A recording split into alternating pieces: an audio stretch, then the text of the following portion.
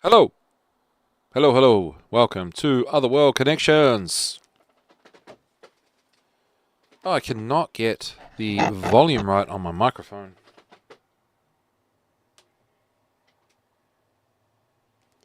Turn that down a bit and that should do the trick. Yes, we are now live. So yes, Otherworld Connections, you're listening to my show, yes, on Revolution Radio, Studio A. And yeah, this is a listener-supported radio station, so please consider helping support our efforts and airtime by visiting the station's donation section on our website, revolution.radio. Yes, and I'm streaming live on YouTube. Yeah, just for fun. Sorting out this microphone here. How's that looking? Yeah, so I'm streaming live on YouTube. The link is in the Discord chat. The Revolution Radio chat room on Discord. To access the Revolution Radio chat room on Discord, you go to the website revolution.radio and you can click the link on the homepage there. Not too much happening down there, to be honest. There is the link to watch along. We are simply today watching The Way of the Dream, a massively long documentary starring Marie-Louise von Franz, and it's a Jungian documentary on dreams and the inner world. We have been chipping away at it. We're almost 2 hours deep. It does seem to be like the kind of documentary you can just drop in on, and that's what we're doing. Nevertheless, I will, while we're here, I will copy the link and paste it into the Revolution Radio chat room on Discord. If you are interested in watching the video in your own time. Because that's all that's happening here today. Coming up to Christmas, absolutely winding down. I have been writing. An article I have written is going to be published in a magazine. The publisher is Sarah Cross of Time Strider Radio here on Revolution.radio. And that coincided quite nicely to a chapter that I was finishing up by Christmas, so I double timed it and got something in for Sarah to publish in her magazine. Details of the magazine I can't find anywhere. So that's no help. Having said that, at the beginning of the new year, I will publish the article on my Substack for you to read. It's about Snow White.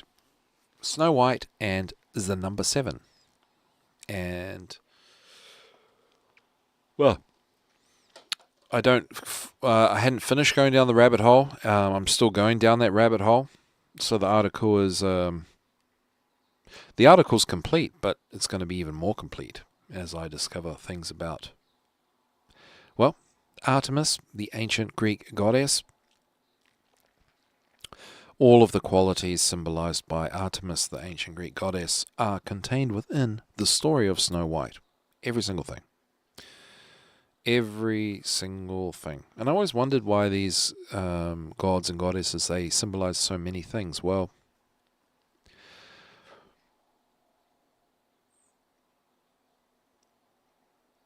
it's just crazy that the scope of what one of the ancient Greek gods or goddesses symbolize are enough to tell a story. Have enough symbolism in to create a story arc, setting, scenes, and all that sort of thing. All that fold in on themselves to represent the number 7, and Artemis is a number 7 story. Long story short, that the Snow White story is about, when we're on the topic of Jung, we might come to the devouring mother, the the overly controlling, at a minimum, maternal figure in the life of a child. On the level of the family dynamic, Snow White is about the child, a message for the child suffering this dynamic within the family to overcome. It's almost a permission, because we have these set rules on familial dynamics that, oh, it's your family, you must never do this, you must never do that, you must always be united and always this. Not if you're being abused, you must not, you must overcome that. You must become the example of success that perhaps your mother was not. And that's just particularly on the Snow White story, because she's got the evil queen mother, right? On a psychological level, which applies to everybody, is to succeed. You must withdraw from oppressive dynamics, maybe a narcissistic parent or so on and so forth, and then you must spend time in solitude to do your own self-reflection and work on your shadow. You must do your shadow work, and then you can achieve those dreams, to live those dreams and achieve the things that you want to achieve by integrating your shadow or just becoming balanced. So being balanced also means, being social as well. So balancing out, taking time to reflect where you need to improve on, and then working on balance. Maybe it's exercise, martial arts, dancing, music, the arts, singing, so on and so forth, and getting into shape and working on your mental health, communicating with people more or less, that sort of thing, getting things into a balance. And so Snow White is a story of all of that. Yes. Okay, so that was my little bit of blah blah blah, my value added part of the show. Oh dear. So here we are. This is Marie-Louise von Franz. And yeah, this is, let me just double check something here, and then we're just going to hit play and relax and enjoy. And I hope you're doing well. I hope you're all keeping warm if you are in a cold part of the world. We've had a cold snap here. It was a misty morning this morning.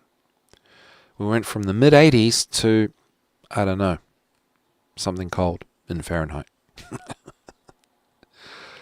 Oh. All right. Let's bring this up.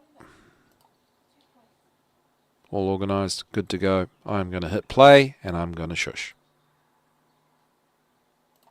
Was through the Germans. Old Germans thought that. They thought that the souls of newborn children came out of tombstones on the graves of their ancestors. The ancestors were jumped into the women from there. So the stone is a place of the origin of human life. Is the sacred is again the eternal man. The stone is something very similar than the star.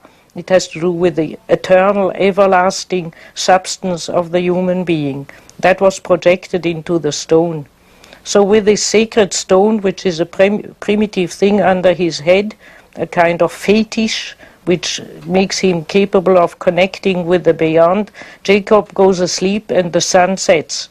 The setting of the sun could be interpreted as the blotting out of consciousness. He goes deep in the unconscious, he goes asleep.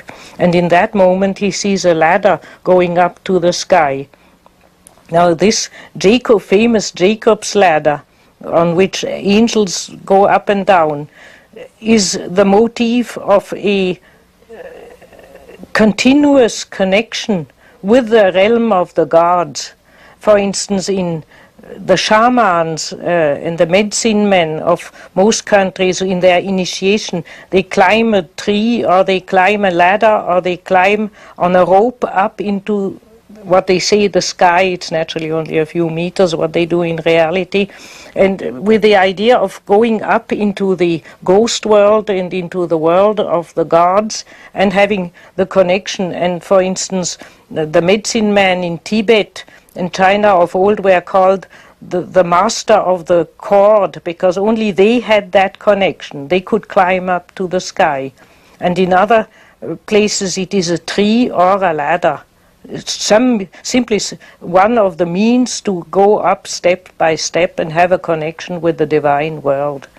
But later, in the Renaissance and in 17th century, Jacob's ladder was interpreted as being the sounds and vowels, or to be the different qualities of the world, or the different numbers of the world. There were all systems which projected into that ladder as being, but the basic idea is a continuous, constant connection with the powers of the unconscious, the divine powers of the unconscious. You could say the dream itself is such a ladder. It connects us with the depth of our psyche, with the unknown depth of our psyche. Every dream is a rung on a ladder, so to speak. And the angels are the messengers of God, so he can receive messages, and there the Lord predicts him the future. That belongs to the historical situation that dreams were mostly attended as means to predict the future or to know the future. And there the Lord predicts Jacob that he and his descendants will spread over the earth and the Lord will be with them. He receives a confirmation that God is with him, and that gives him the courage to go on. And that's why when he wakes up, he calls this place the house of the Lord, Beit El, and puts a stone there as a mark. The stones have always been marker of sacred place. That's an age-old habit of mankind, and goes on from there. When you use the word God, what do you mean psychologically? Psychologically, I'm using the words anything which impresses a human being as completely overwhelming, so that the genuine reaction one has is to prostrate oneself to the floor, to venerate it, to fear it. It's what is fascinating, frightening, or positively overwhelming in a sort of blissful rapture. Anything which you can say, what sweeps a human being completely from its feet, that is always been called God. Are you using the word gods in the same way? In the same way, yes. Okay. Only it means that in polytheistic religions they characterize different ways of being overwhelmed by terror. Then it is, for instance, Shiva the destroyer, or overwhelmed by bliss, then you are overwhelmed rather by Vishnu or so on.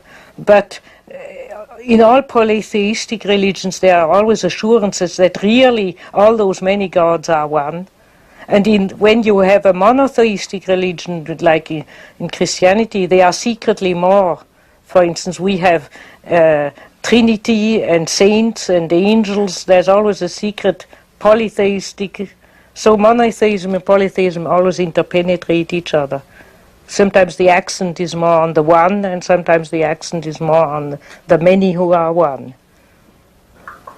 Are the gods alive and well in suburbia? The gods are.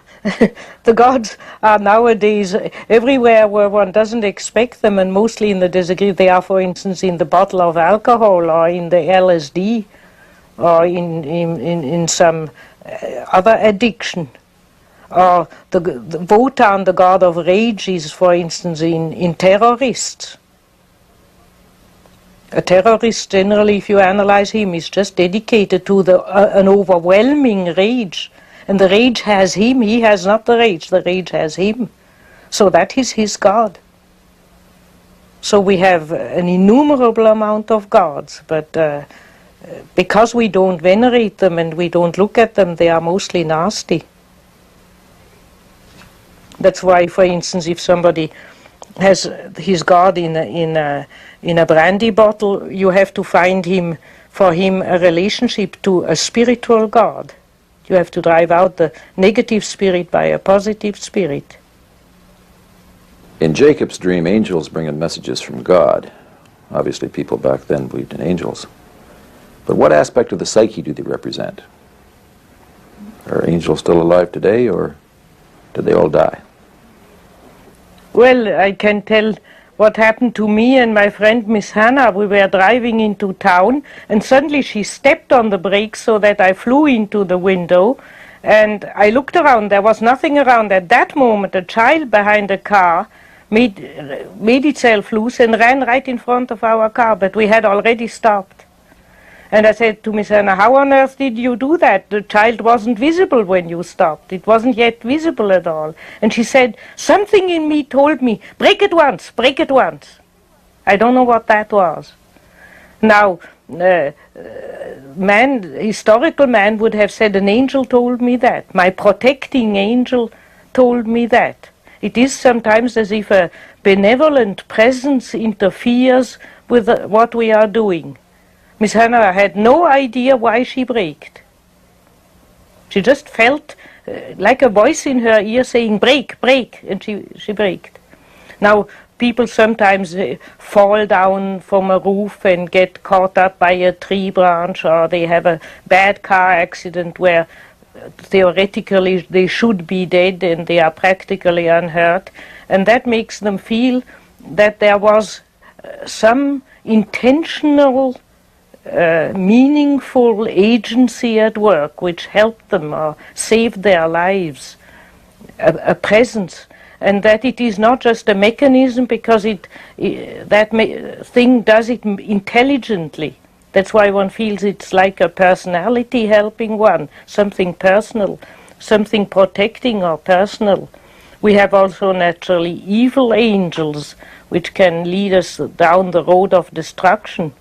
But generally, the idea of angels comes from such miraculous experiences where one feels that some intelligent agency beyond us has helped us. Now,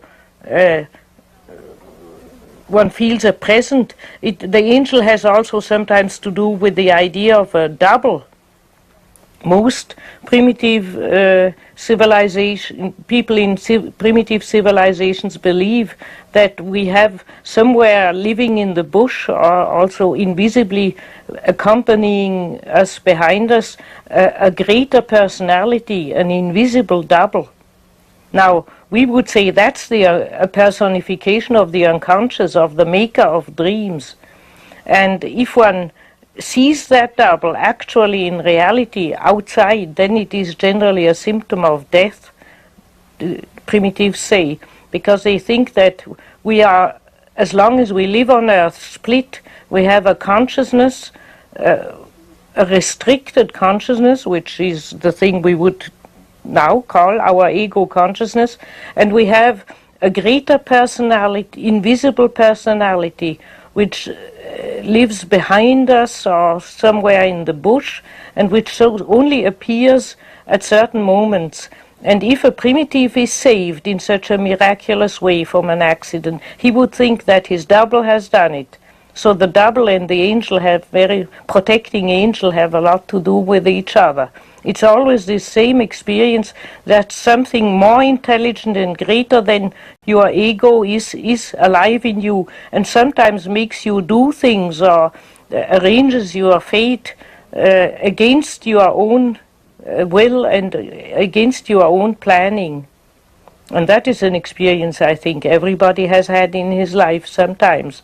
And naturally in higher religions that was then transformed into the teaching that there are angels and that everybody has a good angel protecting him, and sometimes also an evil angel trying to seduce him or her. It is the battle of powers, half personified powers in the unconscious within us, for which we are not responsible, and which were understood as messengers with God. The angels have the function. Primitive man thought that God has not the possibility of looking after everything himself. So the angels are his delegates who look after his creatures. Many medieval paintings often show angels as messengers of dreams. They show the dreamer and then the angel bringing the dream down from heaven. Yes, the dream was very often understood as being, so to speak, the angel was understood as being the personified essence of a dream, because you see, dreams also save our lives. Sometimes we have a warning dream, and if we attend to it, we can avoid all sorts of disaster. I, for instance, would never take a flight if I had a disastrous dream the night before, because I think if the unconscious takes the trouble to give me a warning dream, I should attend to it. Our unconscious, and we cannot explain that, but it is a fact that it does know more than we know.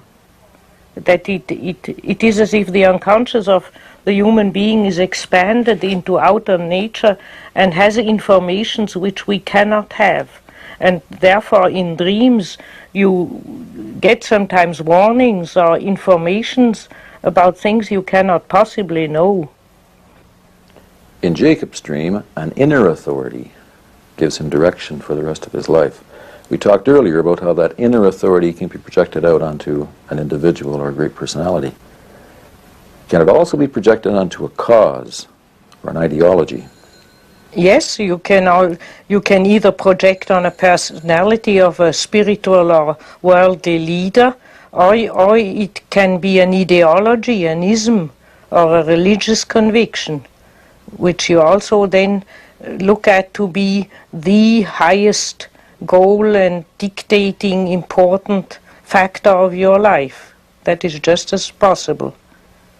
That's why wherever you have fanatical beliefs, be it in religion or an ideological system, you have this projected outer star, so to speak, which you follow.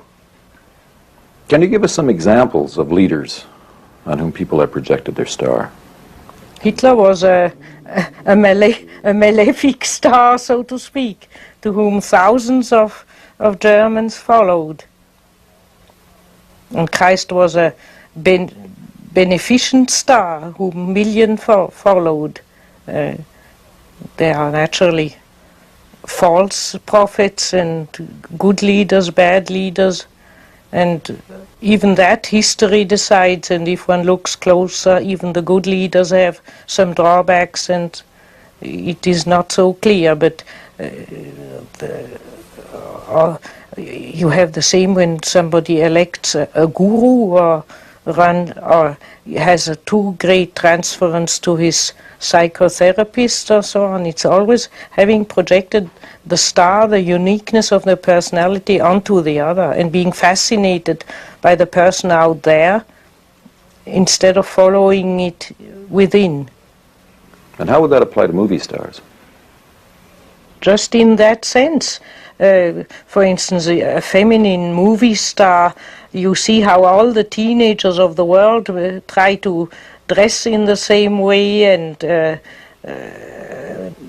style their hair in the same way. It is the star, it is the ideal, the feminine personality they would like to become, or therefore they even try to imitate.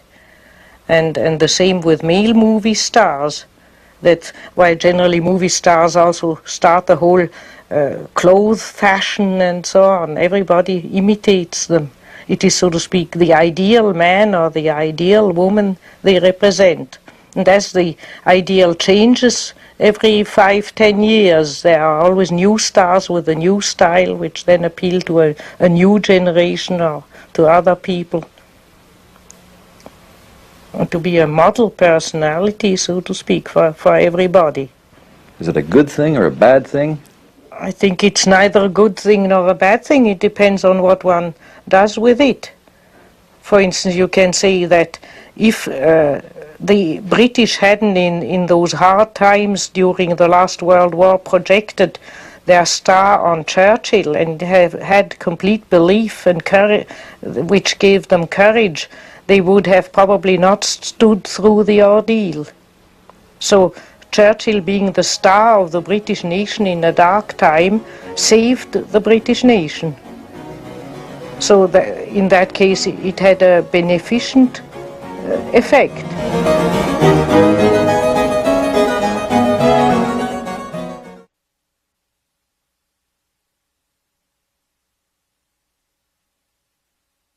Dreams have determined the destiny of individuals, but they've also altered the fate of entire cultures.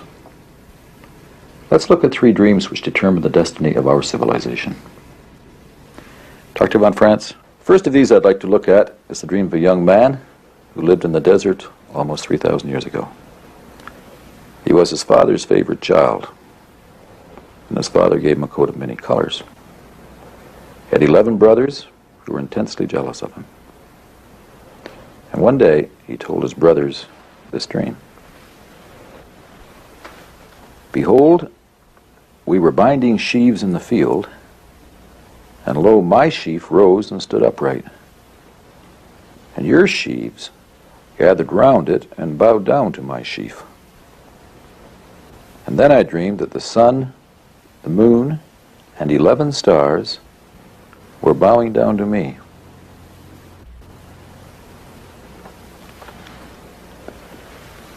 Would you show us how this dream reveals Joseph's destiny? Joseph was a bit naive to tell his family his dreams, because though they probably didn't interpret them consciously, they were hit by them and got angry.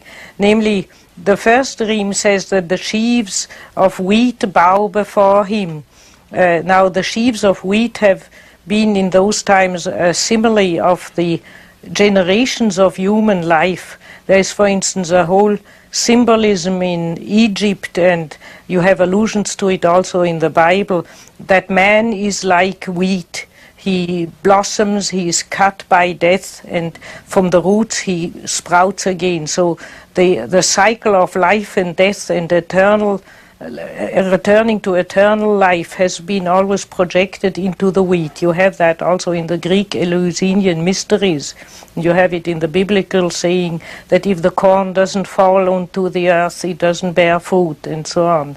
So there is the idea. So if he dreams that the sheaves of wheat bow before him, it would mean that the whole earthly life, the vegetation and the earthly life, and with it the human beings, the tribes of human beings, would bow before him.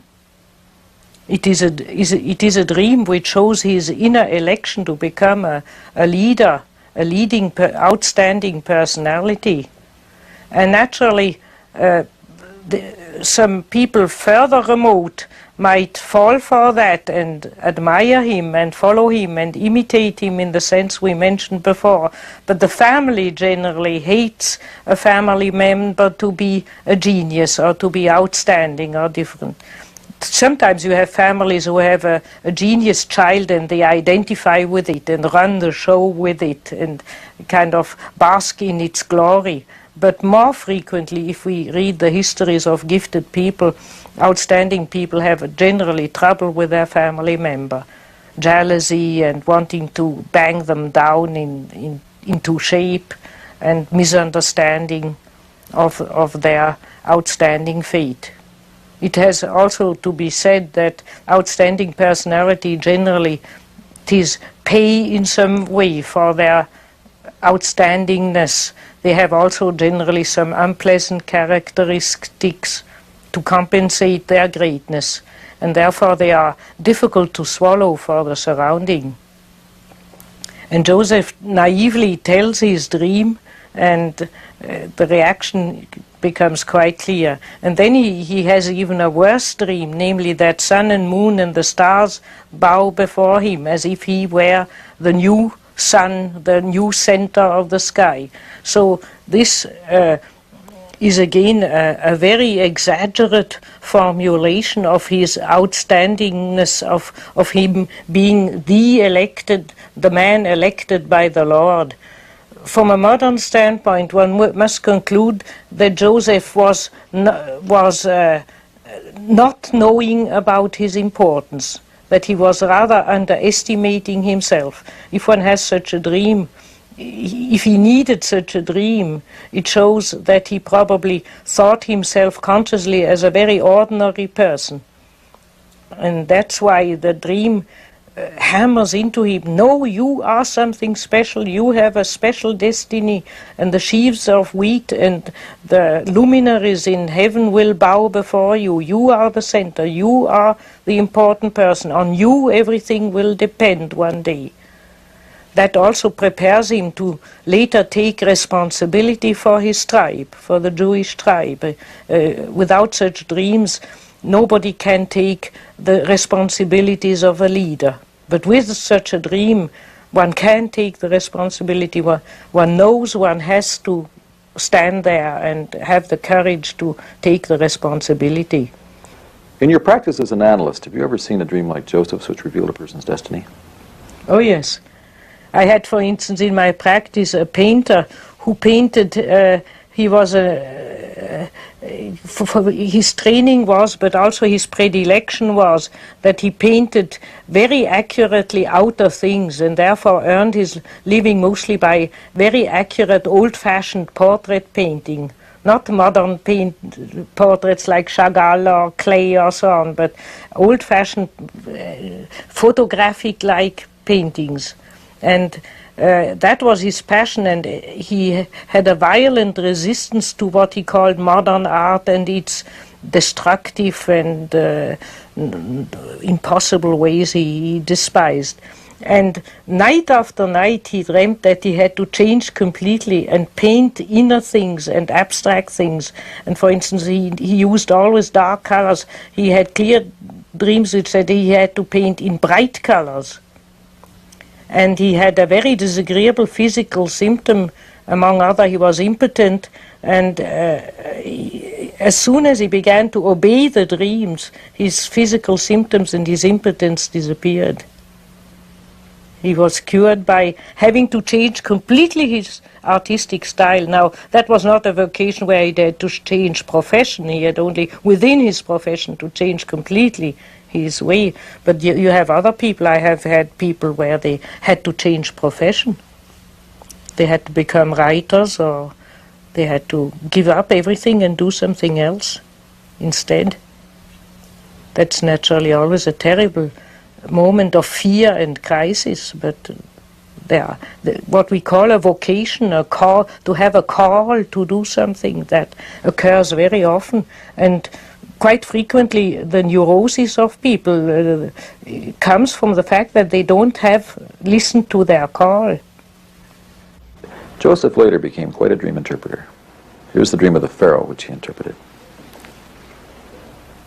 Pharaoh dreamed he was standing by the Nile, and behold, 7 cows, sleek and fat, came up out of the river and fed in the reed grass. And 7 other cows, gaunt and thin, came up out of the Nile and ate up the 7 fat cows.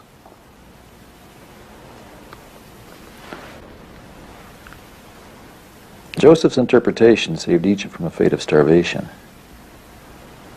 Can you explain how he made that interpretation? If we want to understand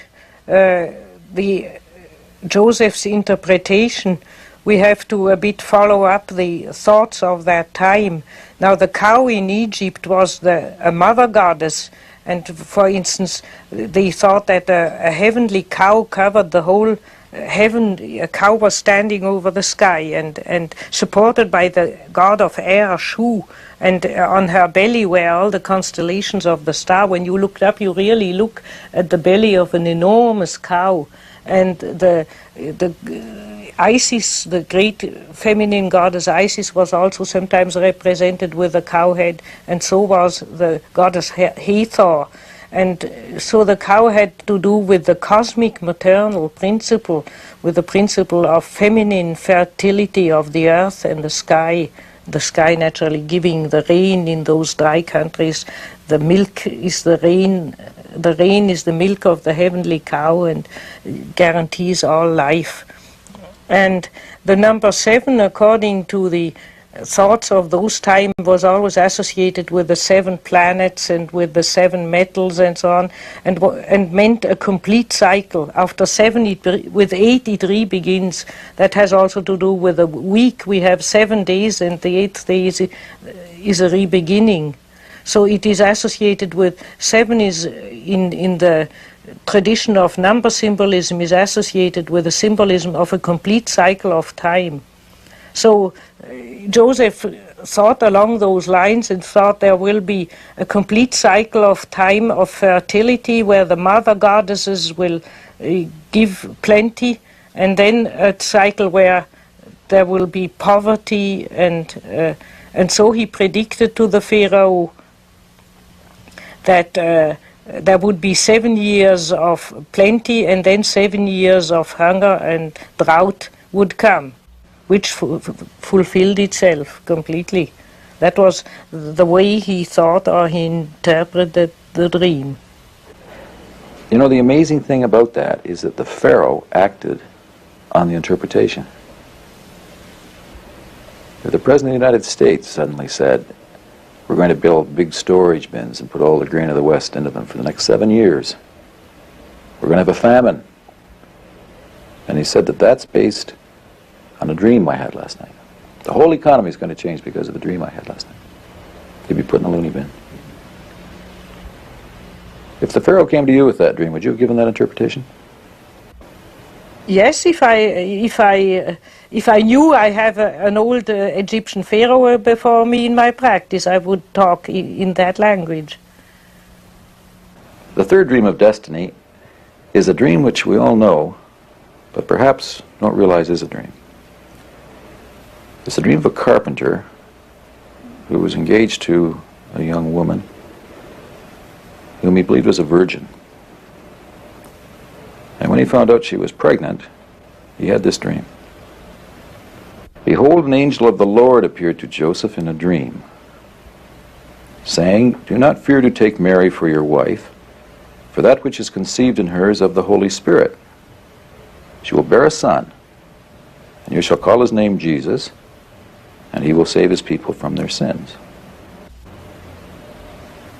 Though in the time of Joseph, that was a time people were still inclined to, more than they are today, to believe in supernatural facts.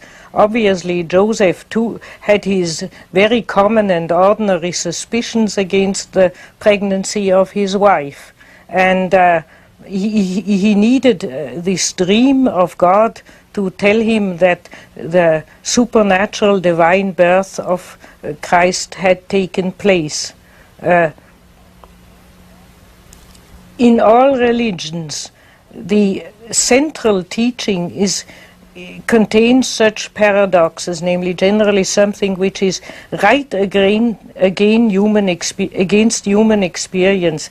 It is, so to speak, the essence of a religious saying that it says something impossible. And this asserts the superiority of the spirit over matter. In the materialistic world, there is not such a thing as a virgin birth. But by asserting it is so, the religious saying asserts the priority of certain inner spiritual things above outer material things. That's the meaning, and that's why it's wrong to want to do away with it. And you find the same thing in dreams. Whenever people are too rational and materialistic, then the dreams point out something completely supernatural. I remember the dream of a woman who dreamt that she saw on the floor a little mechanical animal made of diamonds, but which was alive and walked around. And she consulted Jung about it, and he said, that is to prove to you that the impossible is possible. That you are still too rational, you think such a thing cannot happen. You are not open to miracles. And there are miracles, there are in the realm of the psychic realities, miracles can happen, and that the dreams assert generally by asserting the impossible, and say, look, you think that's impossible, and just that does exist in the realm of the psyche.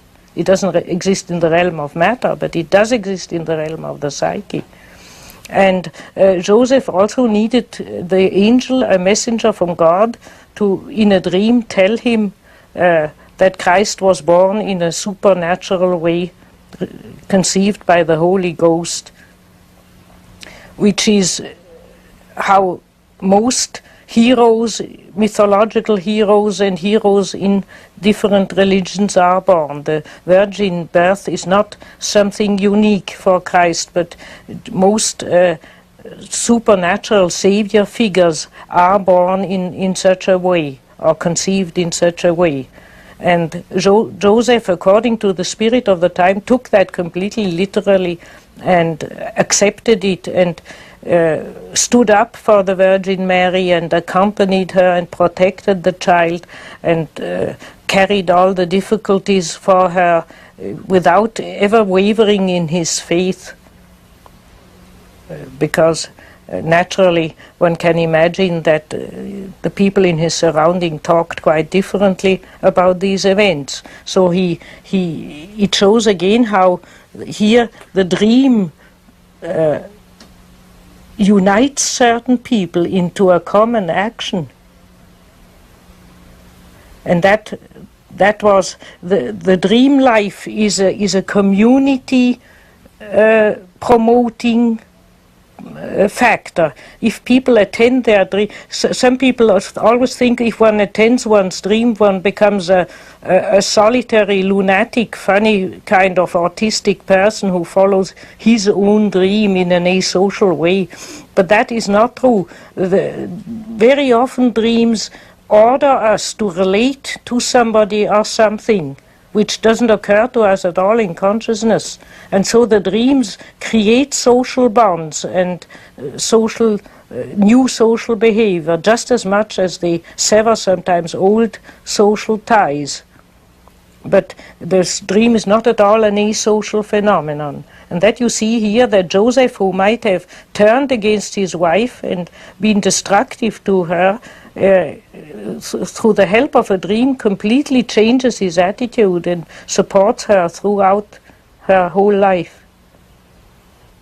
You've written about other cultures in which the dream plays an important social role. Can you tell us about those? Many so-called primitive tribes, I don't like the word primitive, but let's say people who still live in a natural surrounding and have their own natural culture intact from white influence, those people rely very much on their dream. There's this famous tribe of the Senoi who educate their children to relate their dreams from early age on, and every dream is discussed in the family and the tribe and interpreted, and one can say that practically their whole social life and behavior is oriented towards and based on their dreams and their way they interpret dreams. Or for instance, there is an Australian origin tribe who have a festival, Kunapipi, which lasts 30 years, a whole generation. Every year part of the festival is performed. And at the end of each part of the festival, they assemble the tribe and they ask who had dreams about the ceremony. And then they discuss the dreams, and if there are propositions in the dreams to change the ritual, they change the ritual, so that the ritual always corresponds to their inner dream life, or that their inner dream life always has a say about their religious ritual. In Canada, the Iroquois Indian tribes took their dream seriously. In fact, one of the massacres of the Jesuits was a result of a dream. They also, some of their prophets foresaw the disaster of their community in dreams, and they tried to defend themselves as well as they could, and they also told the white missionaries who tried to destroy their faith as superstition, they told them their dreams and to prove the reality of their spiritual experience. So I think the writer of this thesis says that one should now study many more primitive societies, and one will probably discover that this is true for most primitive societies. But up till now, ethnologists haven't asked about it, and then they didn't tell about it much. I mean, one has to go for these themes before finding out. But it looks, from all we can know now, that most primitive cultures and societies heavily rely on dreams. Also in China, they always had, I just read a paper the other day that still in the streets, even now in communist China, there are specialists to whom you can go and have your dream interpreted. They are different, they are kind of medicine men, sometimes a bit charlatans, and sometimes very serious people, who interpret the dreams to people in the street. They go up there and they pay something for having their dream interpreted. And from the interpretations I have read, they sound most modern. Those men, Chinamen, are very good psychologists, and they have intuitions about the dreams of people which would completely correspond to what we would say. What can modern psychology learn from the way in which primitives relate to their dreams? That in general primitives are less technologically and rationally oriented, and therefore have a more natural outlook on life and on death and on their own inner life. They are better related to their instinctual life, as long as they are not disturbed by our technological civilization. And therefore we have the urgent need to return to a similar way of life. They can show us by their more natural and more wholesome reactions what we have lost. We have to become too lopsidedly intellectual, and therefore that's why we don't relate anymore to our dreams, or we think in waking up our dreams are silly dreams or absurd dreams or nonsense. That's our first impression. While the primitive man who has more symbolic thinking, and generally also through his tribal traditions, he has more mythological and symbolic knowledge. He has a better relationship to his dreams, and that means he has a better relationship to his inner life, to his instinctual life. Is that part of the role of the psychoanalyst in modern society? To reconnect the individual with their instinctual inner life? That's why in Jungian therapy the offer for the patient is that he can establish a unique relationship, and that one offers him a unique relationship, which is not a technique of therapy or a certain way of approaching or looking at the other, but a personal encounter. And that's why Jung said, forget all psychological theories when you meet the patient. Just meet him with your heart and your mind as a unique human being. And then it doesn't become boring. Every encounter is an adventure. And what role does the dream play in this? The dream does that. Among the over 60,000 dreams I've interpreted, I've never met two same dreams. The dream is always unique and comes always uniquely at the right moment, at a certain moment. And that's the message of the powers of the instinct, of the powers of the collective unconscious, the message which comes that night through at that moment, and is a message which is meant for you. The dream is a message which is, the alchemists would say, is a message from the unique to the unique.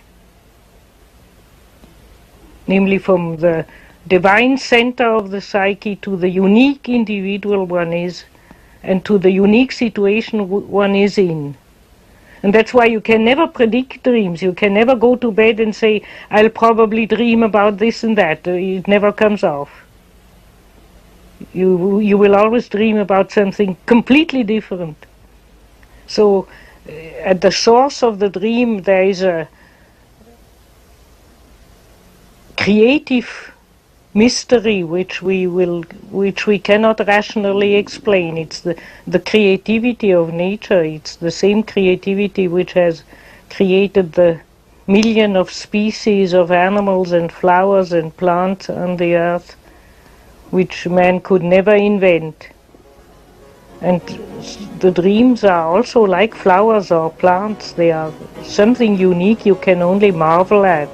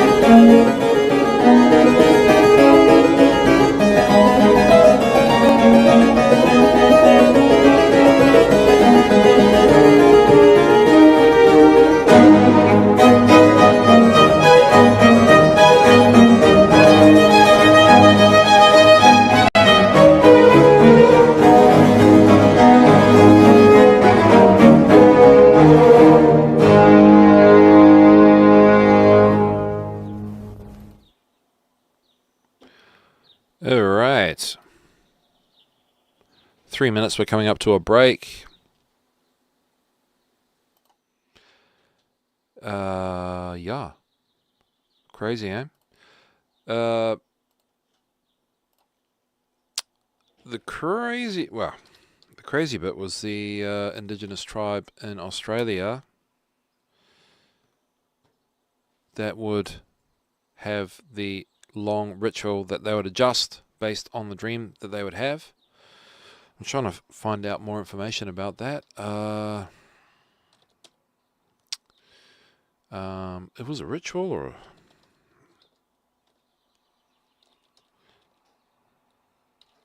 that changes according to dreams.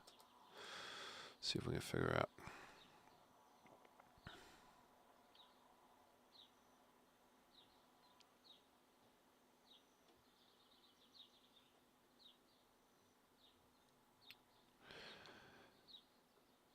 Yeah.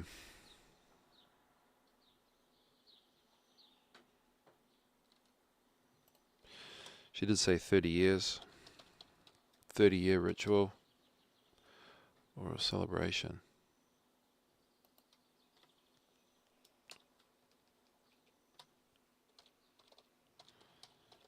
I know, we're just doing this on the fly. No, I'm not finding anything.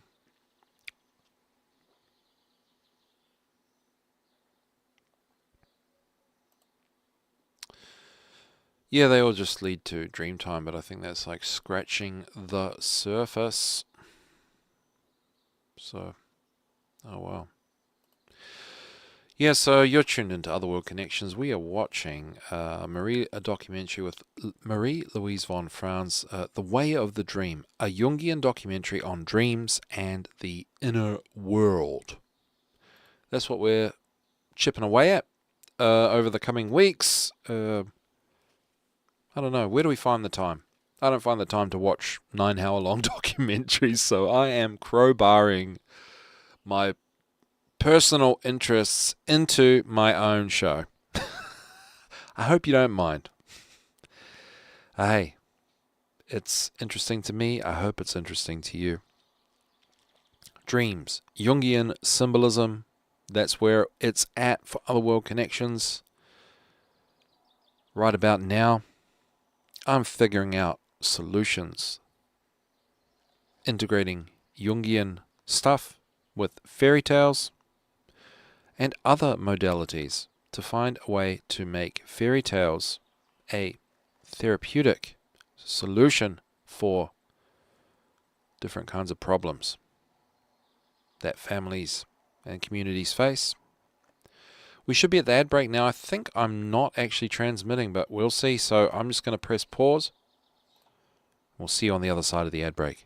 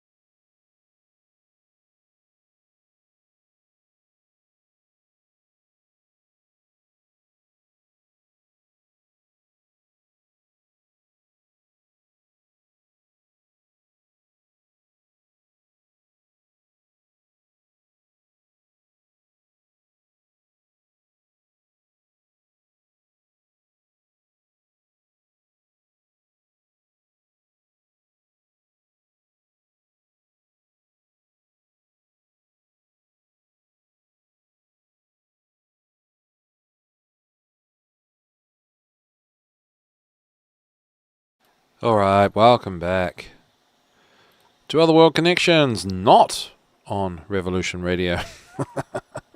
Revolution Radio is down. Okay, but that's okay. We have YouTube. So yeah, let's press play and keep going with this.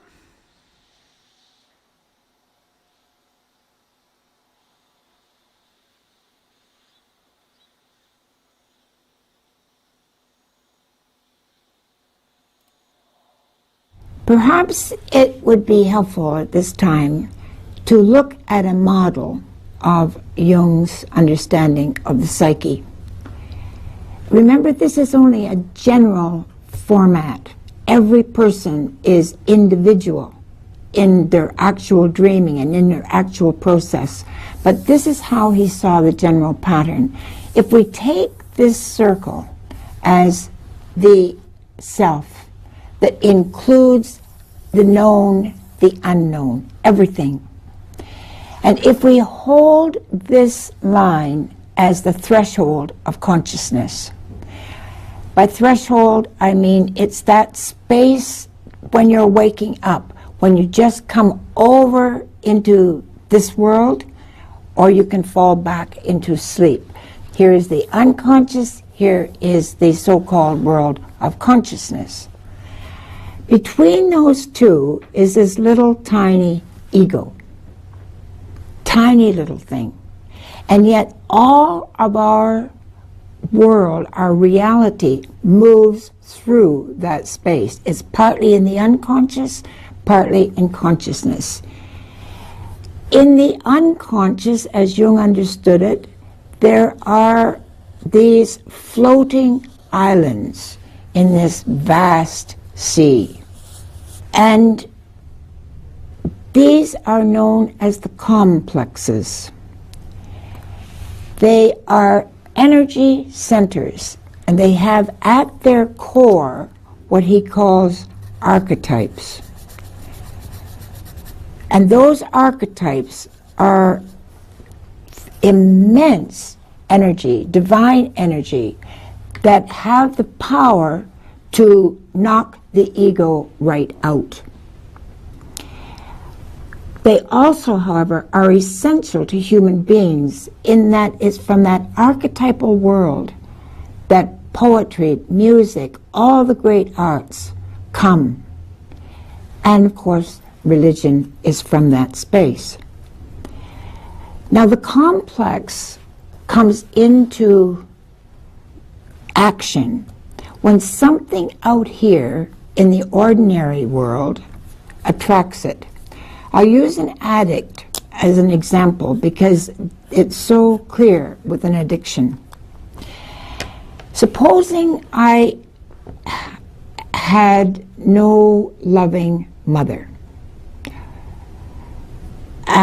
Not because she didn't love me, my mother, but because through her generations behind her, she didn't know how to look at me as I was, or at me as, she saw me as she wanted to be, but it wasn't my reality. So somewhere along the line, I developed a craving for sweetness, a craving for nourishment, for life. I happened to put this onto chocolate or any other food that was sweet and could give me that feeling of being loved. So I see the chocolate, I want the chocolate. If I have a weak ego, the ego cannot tell me, no, you shouldn't have any more chocolate. So I come past the ego and go for the chocolate. I go right up through that unchallenged line. Supposing I try to say to myself, I won't have the chocolate. It may be that the archetype will say, I will. And I don't care what you think, what your ego wants to do, I want the chocolate. I've always had the chocolate. I always will have it, and I will go direct to the chocolate. The ego has been wiped out, and we are really in a complex situation. From the Jungian point of view, this is a very dangerous space to be in, because the ego has lost its power, the complex has taken over, and the archetypal energy is at work. Now, in a well-working psyche, the ego is strong enough to hold that complex in abeyance. And yes, let it develop, let it mature, but not to allow the archetype to take over. The archetype will be more powerful than the ego later on. When, for example, you have an ego strong enough to write, well trained that it can play music, and the ego can be forgotten while the archetypal energy is moving through. Or in prayer, for example, the ego is out of the road, the prayer is coming through. The archetypal energy is essential to life in the dimension that we as human beings relate to it. The tragedy in our culture is that so many people do not believe in symbolic language. And so they try to satisfy a spiritual yearning with a physical food or alcohol or drugs or silk underwear, whatever the addiction is. That cannot work.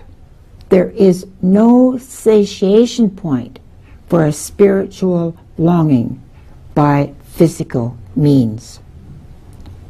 So long as that symbol is not alive as a living symbol, it cannot do its work to bring us into our totality.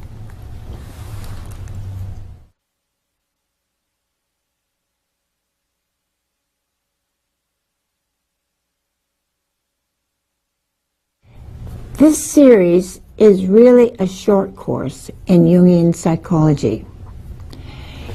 We start out with an understanding of the shadow. In Jungian terms, the shadow is the same gender as the ego. It is the part of us that we do not know. It's in the unconscious. And we must remember, unconscious means unconscious, not knowing. There's something that wants to come through, tell us something, and we must recognize that every dream is giving us something new from the unconscious. So the shadow is that part of us that we do not know. Or it may be a part of us that was buried when we were very, very young. For whatever reason, we didn't have a chance to live that side. We were shamed for it. We were humiliated. We weren't in our own peer group. And so we stepped away from it and buried it and hoped we would never see it again. The other side of the shadow is the bright, creative, full of vibrant life shadow. The creature that is hidden within us, who has never dared to come out. Or, as a child, when it dared to come out, we were told, we don't do those kind of things here. And we knew that we had done something wrong.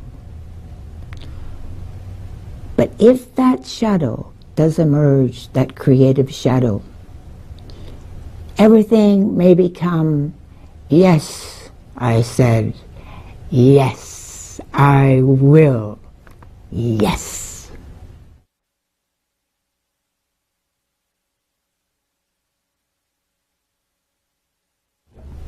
Physical energy works like psychic energy. For example, if we take these two little magnets, and I have the like poles, and I'm trying to bring those poles together, they absolutely refuse to meld. If I bring the negative, it's instantaneous. They automatically want to clip into each other. Think of yourself at a party, and you see someone and you say, of all the people at this party, that's the one I don't want to get involved with. But all the time you know where he is in the room, and he knows where you are in the room. And those two energies are coming together. That's how life brings us to our own reality. In Jung's understanding, there is a natural gradient towards wholeness, not towards perfection, but towards knowing all of ourselves, to recognize the darkest corners as well as the light corners, and to recognize, as Blake said, without contraries is no progression. You need that grain of sand there to cause that continual grind. You need that world of contraries to bring out the very best of your strength. And that natural gradient will go through and try to pick that up. That is true both negatively and positively. I like to think of that natural gradient towards wholeness as the two snakes in the yogic world. If you imagine the one is the masculine, the other the feminine, the one begins to move, finds the strength, the other begins to move, and they move to a point of meeting. They kiss, then they have to separate. The one may become stronger, the other is then forced into a place of strength, and they work their way through till they come again to meeting. And again they kiss, recognize each other, and again they must separate. And so they go through that third round. And at the top, they meet in the divine embrace. The process is a natural evolution of growing together, separating, opening into a further individuality so that each is allowed to come to their own wholeness within and within the relationship.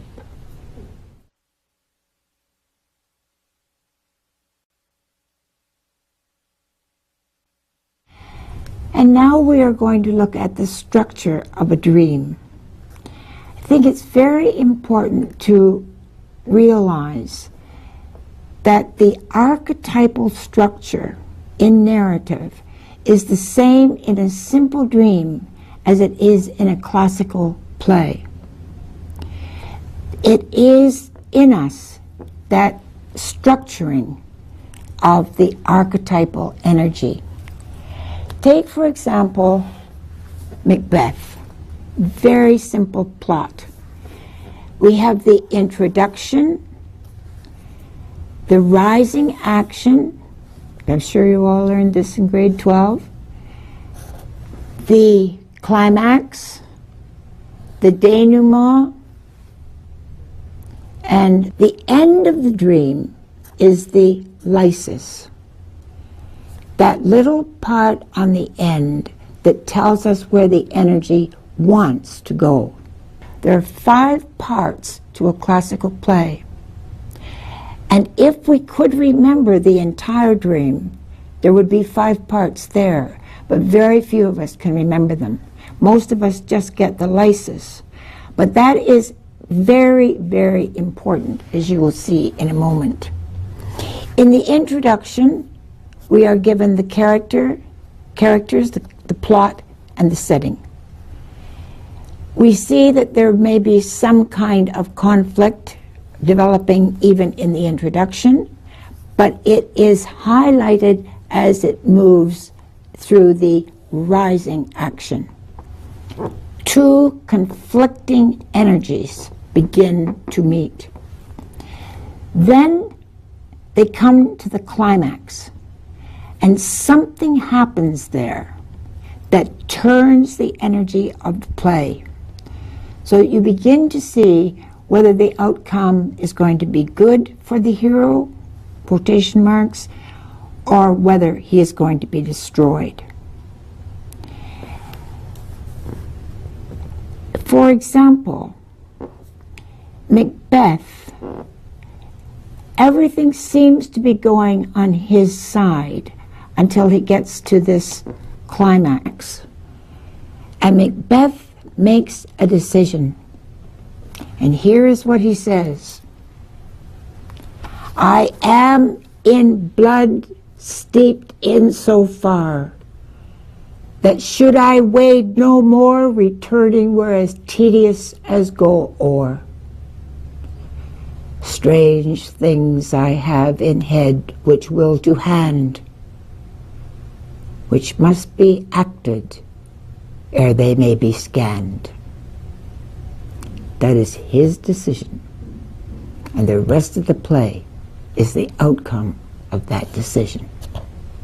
It is a tragedy. So that tragedy begins to develop in what is known as the denouement, and gradually he comes to the place where he loses all. His head is taken off. In the lysis of the play, we know that there's going to be a new king. We know who that's going to be, and the hero is dead. Now, in a dream, this lysis is terribly important. Let me give you an example. A man dreams that he's been walking through a jungle, and he's been into one ambush after another in that jungle. And he goes through the jungle cutting off one big leaf. Steps through. He has no idea where he's going. But he just keeps cutting off one leaf. And gradually he comes to a river. And he is so happy to be at the river. Finally, he's finished with the jungle. He looks across the river, and behold, there's a jungle on the other side. That does him in. He can't go any further. And then he realizes that somebody has been cutting through the jungle on the other side, coming to meet him.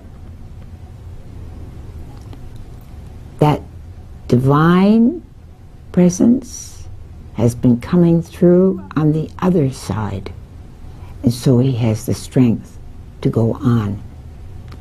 The lysis will carry the energy into the next place of action. Often we only get the lysis of the dream, but if we get even that, we know where our energy is trying to go.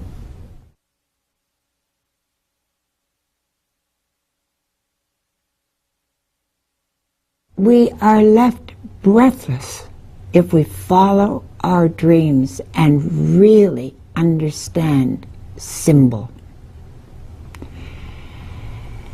Let's go to Macbeth again. When Macbeth hears that his wife is dead, he says, She should have died hereafter. He says this about the woman who came to meet him at the very beginning of the play with all her love and passion expressed in one word, my husband. However, after the servant leaves, when he's had the news, he launches into that great soliloquy, tomorrow and tomorrow and tomorrow creeps in its petty pace from day to day to the last syllable of recorded time. Out, out, brief candle. Now, any of you who have watched a loved one die, take their last breath, understand brief candle. The whole body just shrivels into ice. The warmth, the vitality, the light, finished. And you are faced with the enormity of the mystery of death.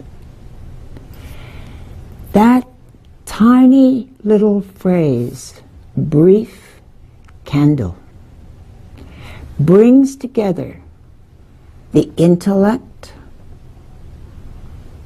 the feeling, the imagination, and for one moment you are whole.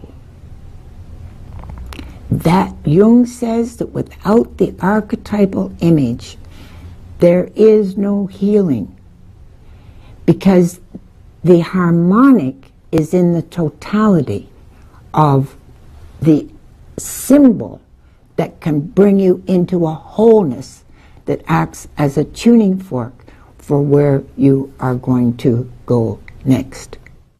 Our unconscious is often imaged as a vast ocean. Some people go fishing every night. Some catch a minnow, some catch a whale. Some don't go with any fishing gear. They're not interested in fish and not interested in trying to catch one. Other people are very interested in catching a fish. They bring up that unconscious content in order to relate to it, in order to open up their vision into a very new place. The old symbols will not move us into a new vision, a new place in ourselves where we can see life in a new way. And so we live with that symbol that is operating as an energy source in our body. Sometimes we have to remember Keats' phrase, heard melodies are sweet, but those unheard are sweeter. It takes courage, faith, to try to remember those unheard melodies. I think of a businessman, for example, who is up to his ears in glass and concrete. And one night he has a dream, a compensating dream. This is one of the great things about dreams. They compensate for an over-exaggerated attitude in consciousness. So this businessman has a dream about the pond he used to fish in when he was a boy.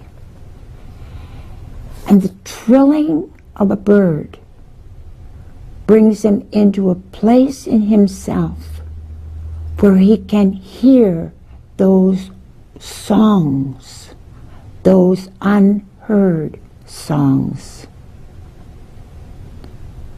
Can he sing that song? Dare he sing that song?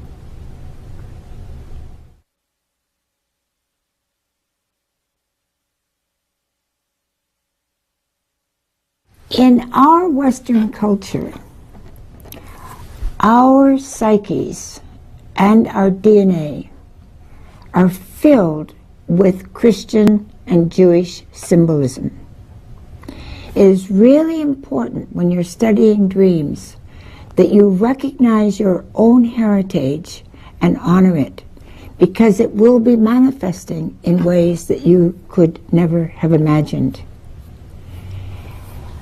It is important when you are looking at a culture and the individuals within that culture that you look into the foundations. For example, in our culture, the foundations have been in dreams.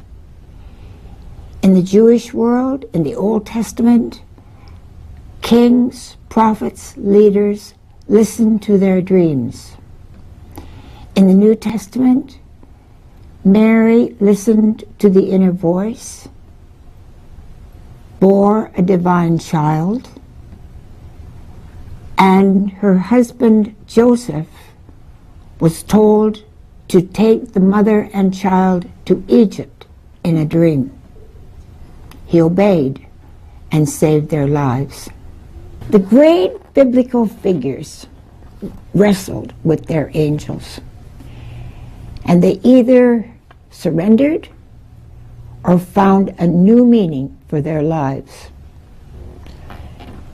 It's no small thing to be met by an angel, especially if the angel wants you to do something that the ego does not want to do. Sooner or later, we realize that we are walking down a path. As my dear old Dr. Bennett used to say, well, Mrs. Woodman, you're going to walk that path whether you like it or not. You can either go like a squealing pig being dragged to the slaughter, or you can muster as much dignity and grace as you can.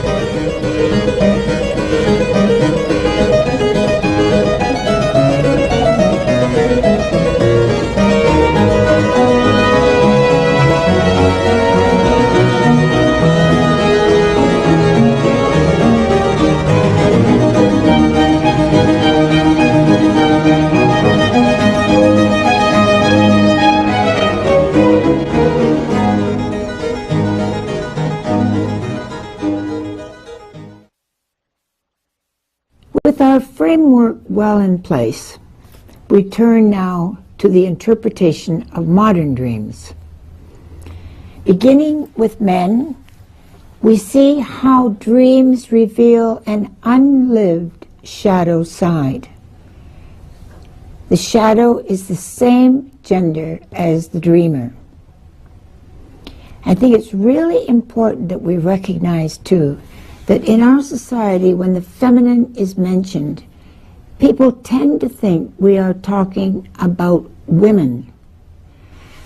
But in this process of integration, in the individuation process, It is the relationship to the feminine within that is determining the relationship to the feminine without. Inside everyone lurks the shadow. Behind the mask we wear for others, beneath the face we show ourselves, lives an unknown side of our personality.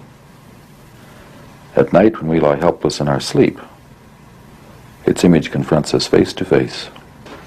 Well, it was about 4 years ago, and I was in residential work, and I had a breakdown. And my mother, who'd been dead then about 13, 14 years, every night I kept dreaming of her, and somewhere up above me, she kept beckoning me to go to her. And I kept saying, no, I'm not ready to come yet. And she kept saying, you've got to come, I want you. And I said, well, you never wanted me when you was alive, and I'm not leaving Bob, and that's my husband. And this went on for weeks and weeks and weeks. And in the end, in one of my dreams, I told my mother all the things I'd felt about her when she was alive, and got it all off my chest, and I didn't have any more. But it was awful because I was frightened to go to sleep because I knew, this dream would recur every night. But she didn't want me when she was alive, and I thought, well, no way you're going to get me now. So it really was horrible. Yeah. Dr. von Franz, dreams show us our unlived life through the figure of the shadow. Psychologically, what is the meaning of the word shadow? That is simply a name we use for the fact that most people are not fully aware of all their personality traits.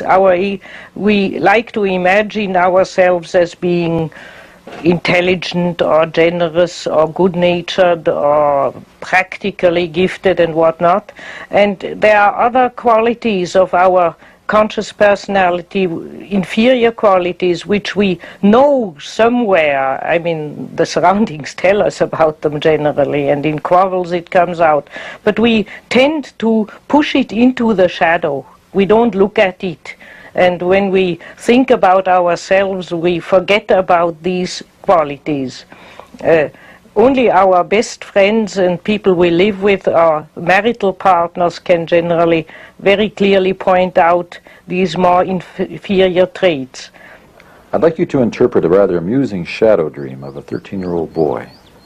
I dreamt I was a huge eagle, and I was flying over the town, and I saw my friend Chris and Mike. They were walking to school. So I swooped down and I shit right on top of Chris's head, and he had to go home to wash his hair.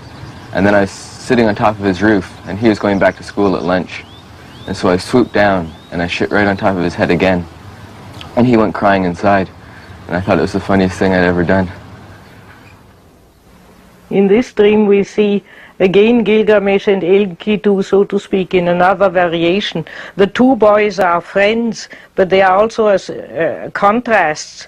The friend onto whom he shits is more of an extrovert boy who likes collective sports and wants to go out. And the dreamer himself prefers individual plays and seems to be a more reflective character. And in the dream it begins that he flies, he's an eagle and is flying.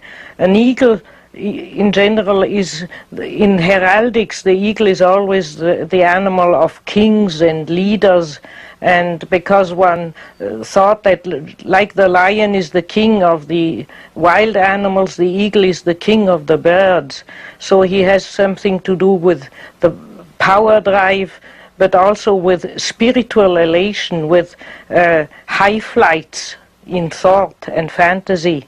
It looks as if the dreamer has more fantasy, much more fantasy, capacities of fantasy than his extrovert friend. Now all introvert individualists secretly envy the extrovert, because the extrovert is more successful collectively, and generally introverts have a certain feeling of inferiority towards extroverts. Extroverts have them too towards the other, but they never admit it. But the introverts generally admit that they envy the worldly successful friend. And therefore, in the dream, the balance is restored, that our dreamer as an eagle succeeds in shitting on his friend's head, and by that humiliating him. He has to go and get Mama's help, and he has naturally an elated feeling of triumph. One could look at the dream a bit suspiciously and say there is also a little warning in it that he shouldn't elevate himself too much above the friend, but I think it rather means a compensation, that he feels a bit uncertain or inferior towards his friend, and therefore the dream shows him the possibility, look here, you are the real eagle, you can shit on his head, so it's no problem. Can the shadow also take a positive form? Because of wanting to play a social role, most people identify more with their positive qualities, and therefore the shadow is generally more awkward, inferior, sometimes a bit evil, or socially unadapted. But that is not always so. There are people who prefer to live their worst side, and then their shadow is positive. There has been made studies among criminals who live, so to speak, the worst side of their personality, and then they have a positive shadow. They have a well-meaning helper of man as a shadow figure. But the normal average is that we identify or prefer to identify more with our positive and developed traits of character, and therefore push more the inferior side into the shadow. The most famous example is Mr. Jekyll and Mr. Hyde. That is a literary representation where we can really see how man and his shadow live together and act upon each other. Everybody casts a shadow, so to speak, by the very fact that we are, for instance, if we use a lot of intellectual thinking, our feeling will be relatively inferior or undeveloped because we don't give it enough time. Or somebody who works mostly with machines and technical things tends to neglect his fantasy, his passive fantasizing, or his artistic gifts. And so so the shadow, if we repress the shadow, we are only half people. That's why there are in literature such tales that the devil steals the shadow from people, and then they are, so to speak, in the claws of the devil, because we need a shadow. The shadow is what keeps us down to earth, which reminds us of our incompleteness, and which also provides us with complementations. We would be very poor if we were only what we imagine to be. Could you give us some examples of where we see the shadow in everyday life? I would say whenever we are tired or under stress, another personality breaks through. For instance, people who are very well-meaning and helpful suddenly become ruthlessly egocentric, push everybody else aside and become very nasty. Also, for instance, when people have the flu or are ill, suddenly you see their shadow side coming through. Or, for instance, you have people who are always in a good mood and cheerful and enterprising, and one day they become suddenly like ill-tempered bears, and you have a feeling, I've never seen that person that way. There's a sudden change of character. That's the breaking through of the shadow. It can take on 1,000 forms. Or, for instance, you have a very good friend, and he lends you a book, and just that book your friend loses. He wants to nothing, the last thing to do, but his shadow wanted to play you a trick. That happens very often when people are jealous of each other. Then they play to the person of whom they are jealous, they play nasty tricks, they lose their objects, or they don't keep the appointments and so on. And they have the best of intentions, but their shadow plays a role and does nasty tricks behind their own back. It's well known that, for instance, policemen and criminals have a shadow relationship to each other. Criminals are very good policemen if one makes them into one. And many policemen fight their own shadow in the outer form of criminals and would have a criminal inclination themselves if they weren't policemen. And that is only one example which is well known in criminalistics. And we have all our favorite enemy, our best enemy, so to speak.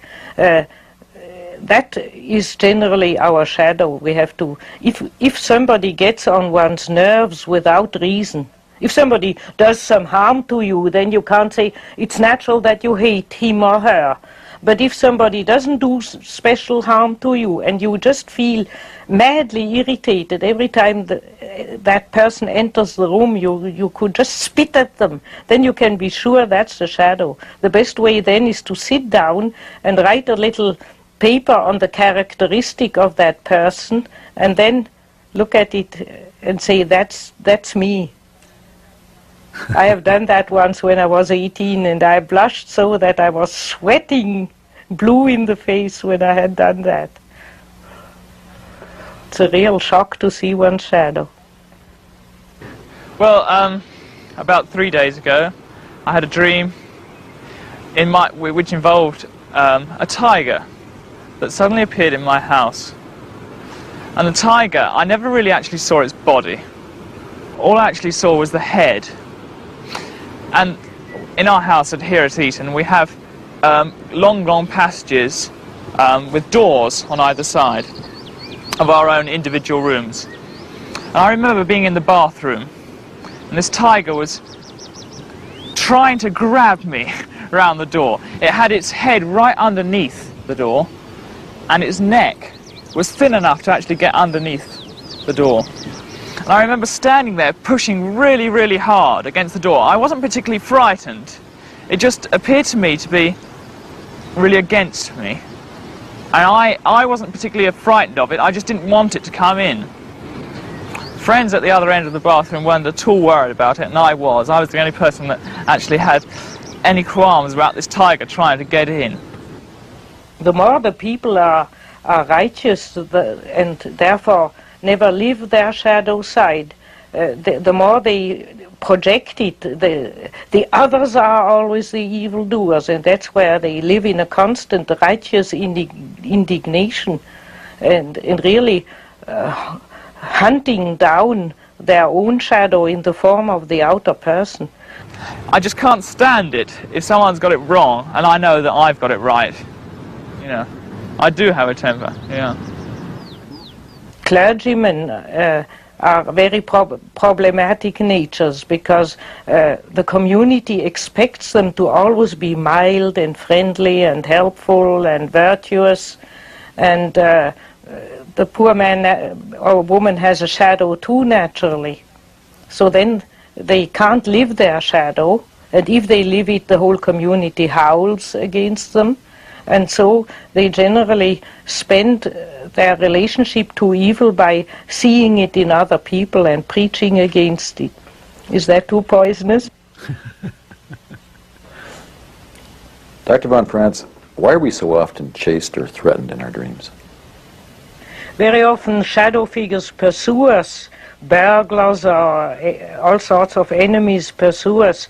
And in general, one can say that if something in the dream pursues us, it wants to come to us.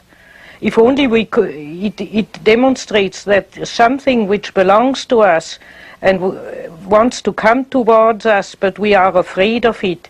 And by being afraid, we lend it an evil figure. Could we turn round and accept it, it would probably become more benevolent. Naturally, all rules about dream interpretation are paradoxical. We are sometimes pursued by powers in the unconscious where in the dream we can only escape. It is right to escape. There are destructive tendencies in the psyche which we have to avoid. But 80% of what pursues us in dream really wants to come towards us. I had the damnedest dream. I was up at the cottage out in the woods with my then girlfriend, who's now my wife, and a mutual friend of ours who helped build the cottage, in fact. He's a really down-to-earth, woodsy kind of fella. Really, really good person. And the three of us are up there in the woods, and suddenly this hairy ape creature appears again. And it's making a pass at my girlfriend. And I didn't like that at all, and I was ready to lunge at it. When this friend of ours puts his hand on my shoulder and says, "Wait a minute, I'll help you we'll take care of this together, and we'll get rid of him." And I looked around and I said, "No, I'll deal with him." My girlfriend, right? So I went out at this hairy ape creature, and I started talking to it, telling it, "No, you can't have her. She's mine." And it turned out to be quite reasonable. I was quite surprised, and it turned around and walked back into the woods. The shadow is not at all 100% evil. I have already mentioned that in criminals sometimes they have even noble personalities as a shadow. But even in the ordinary man in our civilization, the shadow is very often a kind of harmless brute, or the more natural man, the man without good manners. The nature person, but not at all an evil person, and even something which likable and very important to have with one. Our ego and is by our education forced to wear a lot of masks and to behave in a unnatural form, and therefore we repress all sorts of natural animal reactions and simple human reactions out of politeness and good manners and whatever the situation requires. For people to learn to know their shadow and to live their shadow a bit more, it makes them generally more accessible and more natural and more round and human altogether. People without shadow who are perfect inflict an inferiority on their surrounding and irritate their surrounding.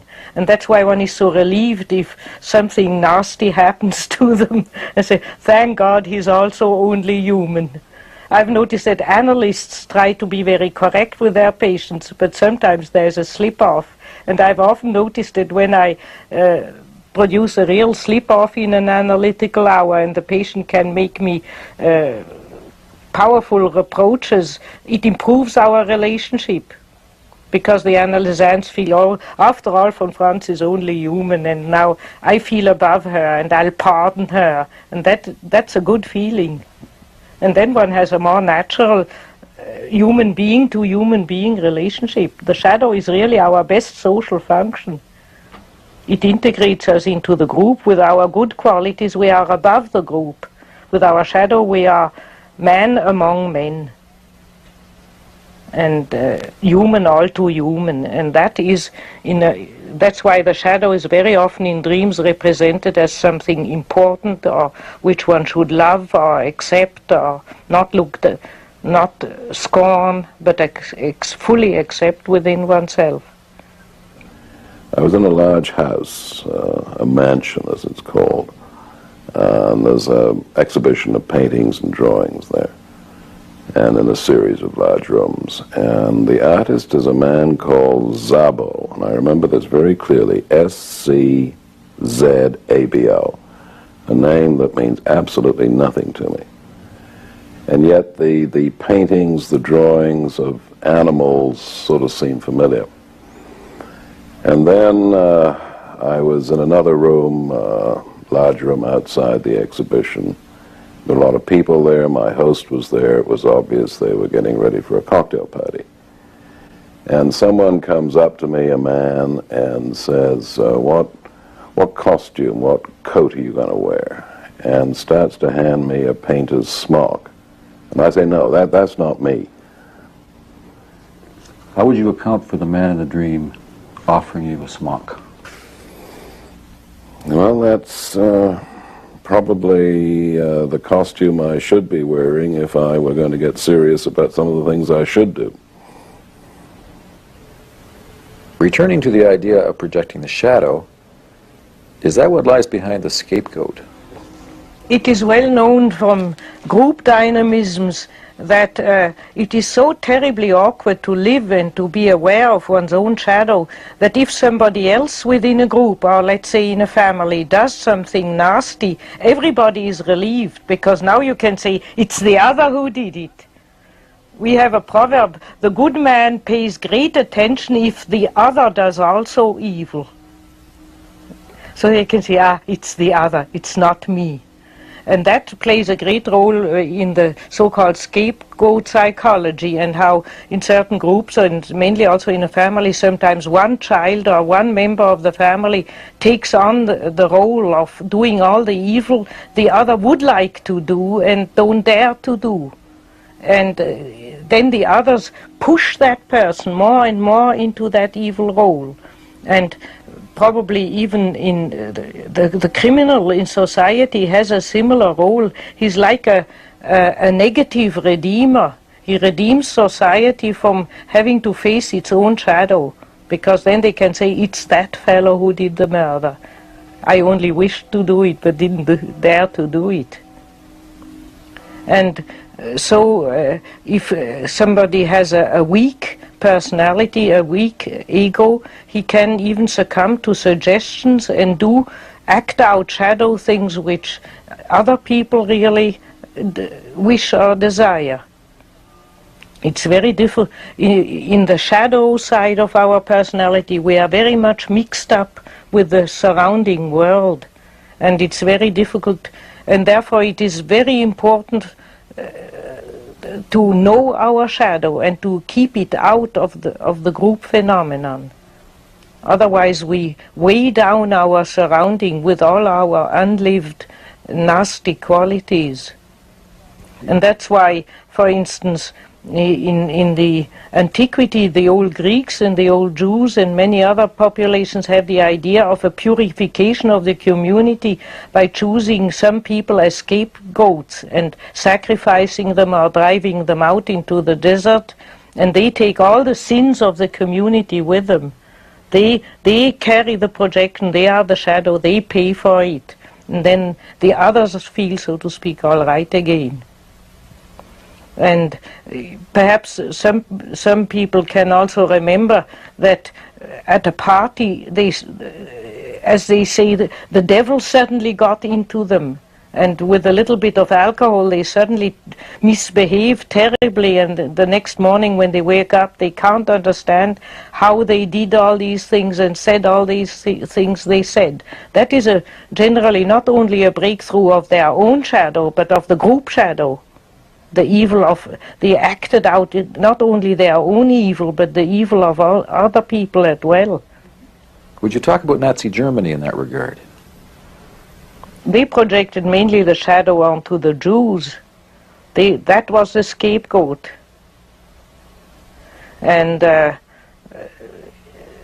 they called the Jews, they accused the Jews mainly of being greedy for money, sensuously seducing and defiling all their women, and striving for world power. Now the Nazis clearly strove for world power. Money was their aim number one. Even if a Jew gave a lot of money, then he was elected to be not a Jew. With money they threw over all their principles, and they defiled their own women by turning them into cows who had to produce soldiers. No recognition of the woman as a human being in Nazism at all. And so you can say all these things which they mainly accused the Jews were just what they were doing. Or for instance, at the beginning of the war, Hitler said of Churchill, that criminal who pulls one little country of Europe after the other and into his powers and ruins it. Tableau, who did that? Could you tell me a dream which reveals the creative side of the shadow? I remember a man who had a great gift in writing and who should have written his thesis for the Jung Institute. And he had always dreams that powerful animals pursued him, and I interpreted that his creativity wanted to reach him, but he didn't accept it. He always said it was sexuality.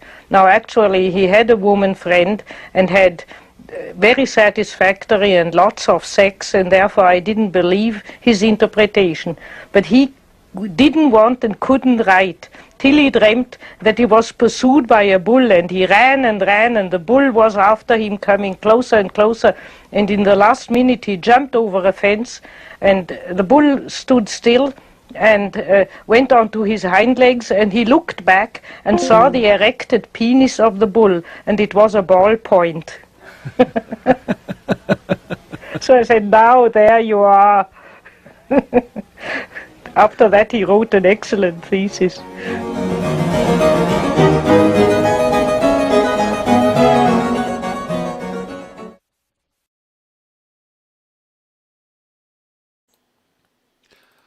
All right, there we are. We are Dunskies. Okay, guys. Oh, thanks so much for tuning in. Not sure what happened with the radio station. Oh, well. That was us here live on YouTube, checking out Marie-Louise von Franz. I just want to watch that 1,000 times and just get it right into my brain. Anyway, I am speechless and in a mode of contemplation. Trying to soak up all that information. So, hey, thanks so much for tuning in. This is Otherworld Connections. We go live every Thursday, 10 p.m. to 12 a.m. Eastern Time. Yeah, it's all about self-improvement through shadow work. It is. And with a focus on symbolism and, when I can, fairy tales. And we are searching for symbolic solutions that we can apply to our lives to make change in our own lives and change in other lives by being of service to humanity, to teach them the truth, to teach them natural law, to be that example to others, and so we can have a free world. So anyway, thanks so much for tuning in. I love you all. Take care. We'll see you at the next one.